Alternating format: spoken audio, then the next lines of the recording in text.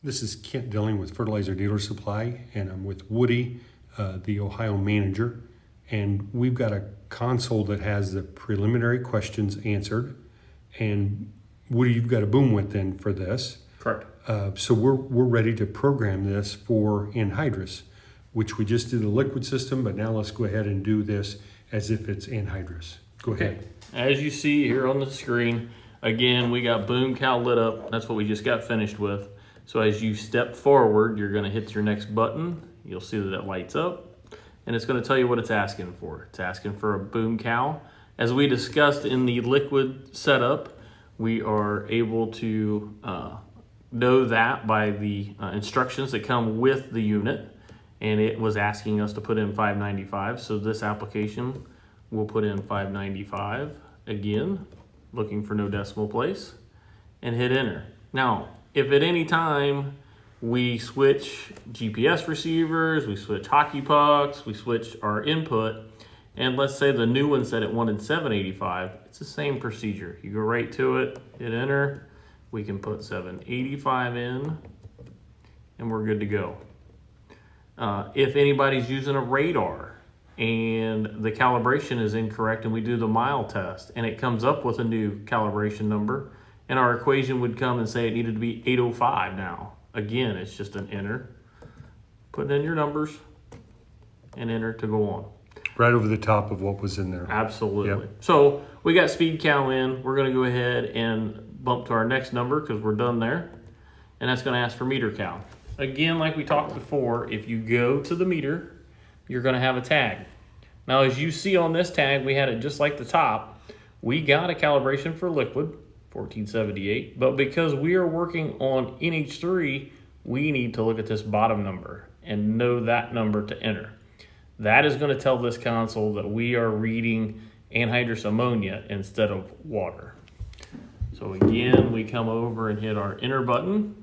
As that tag said, 350, 350, looking for no decimal, and then the enter button.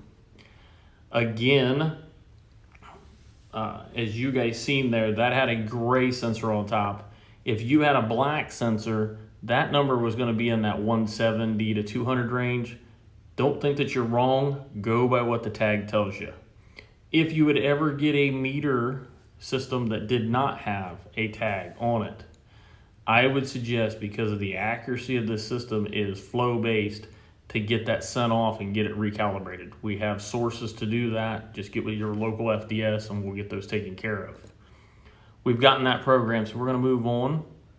Now this one, like we talked in the last, a anhydrous system is going to be on a gray decal on the black electric motor.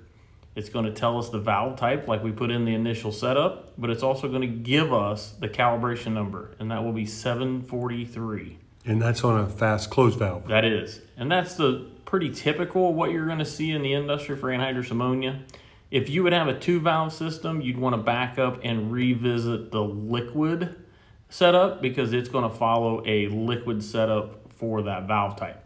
But for this one, because we got a fast close valve, we're gonna enter the 743, looking for no decimal place, and enter.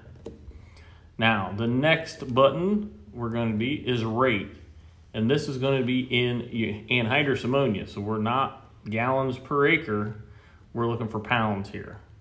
The guy that we were just talking about for this console said that he wanted 125, so we're going to go ahead and enter.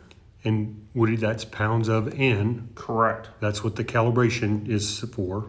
And you see our decimal place come in, so don't put in 12.5 because you're going to go out and really screw up your application. It's got to say 125. Hit enter to save it. We move on. This guy actually's got a higher end upper rate and wanted 165, so we go ahead and hit enter.